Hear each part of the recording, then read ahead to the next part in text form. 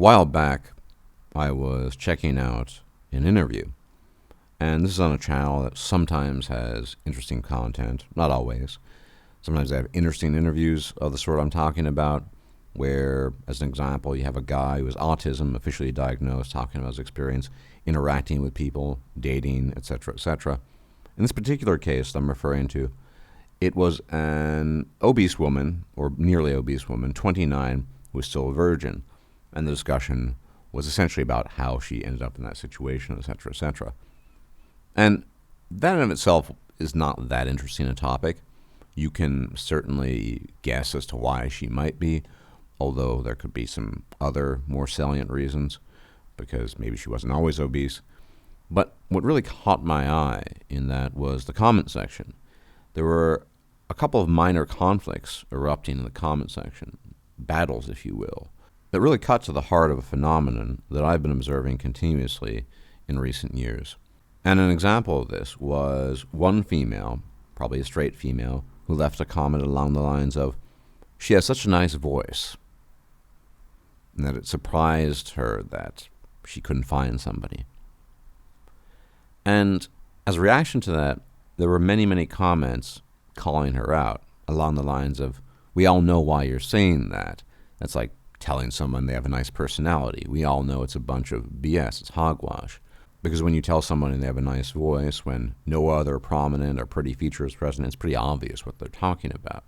And there was this large battle in the comment section, and there were a few others similar to that.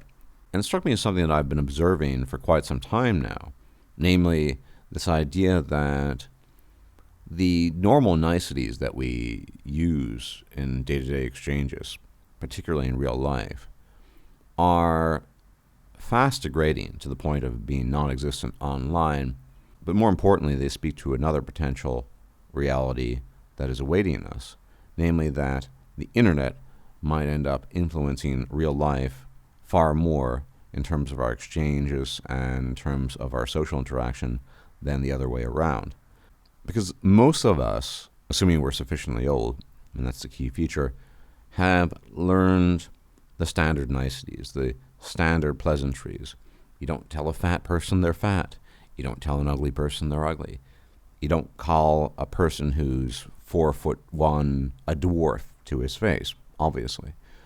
Usually because they all know these things. But on this point, I want to bring up a video that the late great Monday, you might remember that gentleman who disappeared off of YouTube forever, made now several years ago. And this was a video addressing the recounting of tales of people who had either gained a lot of weight or lost a lot of weight, and the ensuing different reactions and different responses people had to them without any other aspect or any other element in their lives having been changed. Which is to say, you'd have people who, for a very, very long time, were morbidly obese or just very, very fat. And to the extent that this was addressed at all, it was more along the lines of these niceties. Oh, you should work on your humor. You should work on your personality. That's the issue. And some of them might have been depressed even. And without necessarily losing the depressive aspect, some of these people, as he was reporting, had lost a lot of weight, and they were slim and looking a lot better, still fairly depressed, and everyone started treating them differently. Likewise, and this was the more interesting thing I would argue, you'd have these instances of women who used to be very, very attractive but gained weight, and people no longer treating them as well as they used to. It was a real shocker for the women involved. And it speaks to the fundamental superficiality of what it means to be a human being. We are incredibly superficial creatures. We operate on cues that have very little to do with our external projections. It has a lot more to do with our instincts and how we perceive things on the fly. And this comment section battle, as well as the video by the artist formerly known as Monday, reminded me very much of just a general trend that I think we've been embroiled in for quite some time and is accelerating. We are slowly cutting ourselves loose of the kinds of social interaction and requirements of etiquette that used to be the hallmarks, if you will, of normalized polite society. Now, of course, this is on full display online. The online environment is very, very telling because it really shows us how people are and how they react when a person's face isn't in front of them, when the standard requirements, which have been in place for a very long time in terms of polite behavior and polite exchange, are no longer a requirement. And without getting into too many details on recent political events, I think we've all come to know this new reality we're inhabiting where the online world has far more influence on the real world than the other way around. Now, I would say at this stage it might be a balance between the two, but we are fast shuttling towards that other reality where the online world is the predominant influence. And there are a couple of reasons for this. I think the biggest reason for this is simply the nature of social media, the internet, and how we interact. It allows a kind of honesty, a sincerity, which isn't always nice, but becomes more and more normative over time. And pretty soon that bleeds over into reality. And another very large driving force behind this is the generation that people call Zoomers. Why? Because Zoomers have been raised by the internet.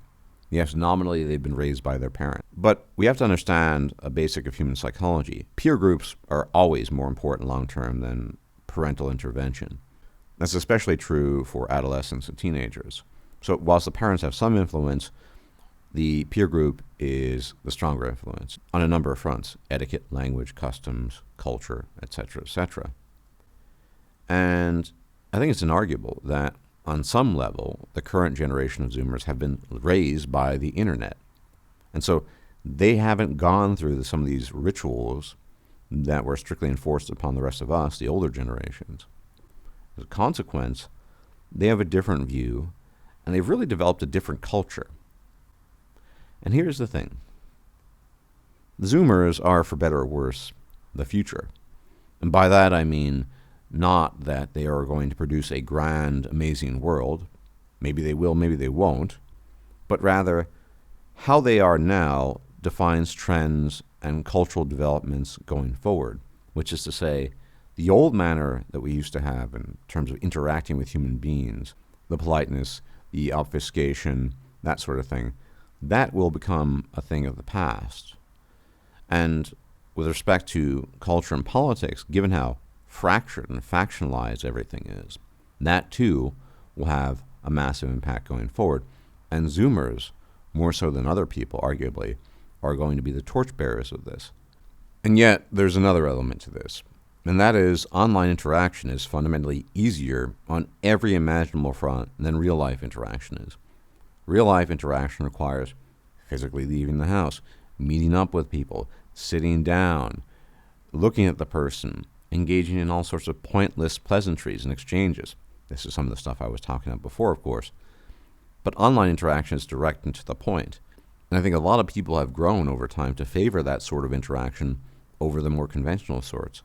And when the Zoomers are the defining cultural group that will inherit the earth, as it will, then that tells me that their type of interaction going forward will have a lot less to do with the offline environment, the conventional activities, and a lot more to do with the online environment. And of course, there will be exceptions. This won't be a universal, but I think the trend is going there. People have become more blunt. They've become less sparing of other people. They're just honest in a way that hitherto hadn't been possible, for better or worse. Obviously, there is some value in pursuing etiquette and not necessarily saying exactly what's on your mind, if only to preserve some kind of social harmony. But I think we're moving away from that direction rather fast.